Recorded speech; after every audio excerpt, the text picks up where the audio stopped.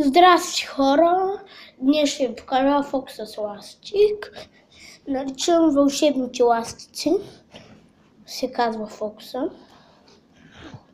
Ето два обикновени ластика. Ето.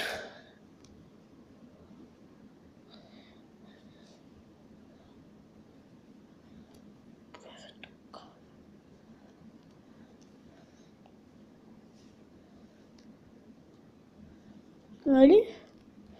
Ластици в противния случай не могат да минат с магията. Ето ги още са вързани.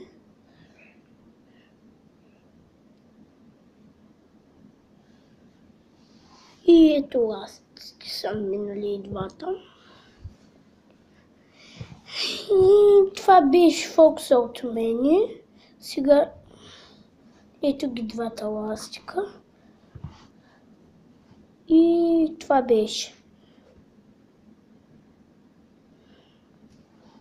Сега ще ви покажа разкритието на този фокус. Трябва два напълно обикновени ластика. Щом сложа ластици така, аз ги слагам наистина да не могат да минат. Но в противния случай, когато дръпна да покажа, че ластици няма никаква плетка да минат сами, справя ето така, вижте. Огъва се и ми отива на средния пръст, нали? А пък този пръст го мушкам в другата плетка, ето я.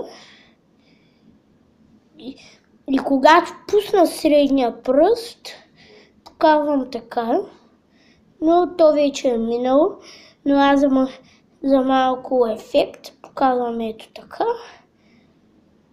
и ластиците минават. От мен това беше. Скоро ще ви покажа най-новия си фокус, как давам на моя зрител, на моя асистент да изтегля карта, която иска.